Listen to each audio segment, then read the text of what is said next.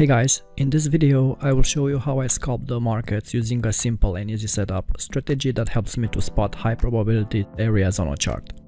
So scalping is basically a technique which involves opening and closing trades in a very short period of time in order to obtain quick profits. This trading method is based on opening trades and closing them with small profits on lower time frames. My scalping setup is based on finding confluence. A confluence is an area with multiple support and resistance levels, both static and dynamic. A confluence of support or resistance is more relevant to traders as it includes two or more important focus points on the chart. Although it might seem complicated, finding confluence on the chart is not difficult. You just have to train your eyes to spot chart areas where multiple levels meet. Finding confluence on your charts is very important for scalping because these areas offer high probability trading opportunities. Before you continue with the scalping setup, let me tell you something important. Finding confluence is quite subjective and is dependent on the trader's skill, experience and tools used on the chart. My personal rule is to find areas with at least two support and resistance levels. One of them must be a static level and the other one a dynamic level. So, we need three confluence conditions to be met for our scalping strategy. First, we need an obvious area of support or resistance. Support and resistance is practically the foundation of technical analysis, and these levels serve as a starting point for developing an idea of what may happen next in what concerns the price movement. So we first look at recent market swings and try to spot areas of static support or resistance. As a rule of thumb, if the line includes 3 or more swing points, it means that the support or resistance level is more relevant. But drawing horizontal lines around recent market swings can be very subjective, and in most cases we can usually only approximate those areas. That's why we need to add something else for our scalping confluence setup.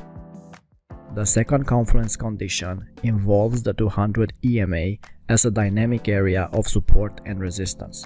I prefer to add the 200 EMA because, as a dynamic area of support and resistance level, is constantly changing depending on recent price action. In the case of a static support or resistance level, you already know at the beginning of the trading day where those levels are. You know in advance where the possible areas of interest are located on the chart. With dynamic support and resistance, you don't know an exact number as these levels are changing depending on market fluctuations. This is a good thing for our scalping setup because we can use both static and dynamic levels in our advantage. So we add the 200 EMA and start searching for areas of confluence between the dynamic support and resistance and the static support and resistance. Our third component in our scalping setup is the stochastic, used to pinpoint market entries.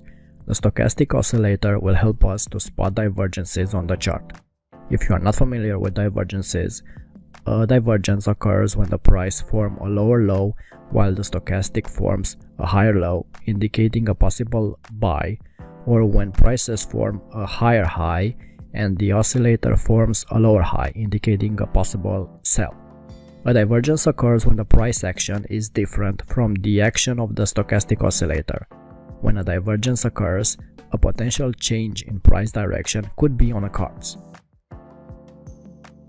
So, now we have the full setup. We are looking for confluence of dynamic and static support and resistance levels, respectively recent market swings and 200 EMA, and we pull the trigger if we spot a divergence on the stochastic oscillator. Let's see this scalping strategy in action. In this chart, we see this level of static support and resistance. And here is the confluence area with the 200 EMA, the dynamic support and resistance indicator. So we have this potential area, but we cannot enter the market blindly. We need to confirm it with the stochastic. We have a regular divergence, and we also have a hidden divergence, which is a more powerful setup. All our conditions were met, so after the crossover of the stochastic lines, we can enter long on the market.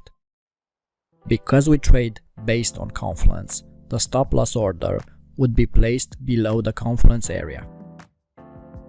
The profit target depends on your trading style and risk aversion. You could aim for a 2-to-1 ratio, or put your stop to break even once in profit and ride a risk-free trade. Here's the same setup.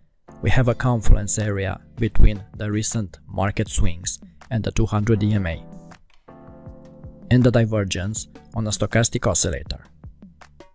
If you incorporate also some price action techniques, the scalping setup will become even more powerful. Look at the flag pattern developed, which is another confirmation that a long position was the only alternative and short positions were out of the question. Here we have a short scalping trade. We have a clear resistance area right around here. The 200 EMA serves as a dynamic area of support and resistance. And around here we have our confluence area. We have a hidden divergence on the stochastic. And once the stochastic lines crossed, we had the confirmation we needed, and the high probability trade was on the short side. I know that there are some of you who are also trading on crypto markets. I personally don't trade cryptocurrencies because I prefer to understand the fundamentals behind the market before I decide to put my money on it. So I've not tested this scalping strategy on crypto markets, but you can backtest it on a demo account to see if it has potential. On this Bitcoin chart, I found the confluence pattern and the stochastic entry here, but I am not familiar with the spreads on crypto markets, so I cannot tell for sure if you can profit from it in the long run. Why I am talking about the spreads? Because of the nature of the scalping, you need to trade only the instruments with the lowest spreads. As a scalper, by default, you'll use lower stop losses, aiming for small profits. The higher the spread, the lower your stop loss will become. I personally never scalp an instrument that has a spread higher than 2 points, because the risk-reward ratio is not worth it. Like I said before, scalping may seem easy, but it's not. If you want to make money from scalping, it's imperative to have a disciplined approach to trading. Keep your price charts clean without plotting a lot of indicators, and focus also on reading and understanding the price in order to increase your chances to scalp the right way. If you got any value from this, please consider subscribing to our channel, share and like this video, as it will help us a lot in the future. Until next time.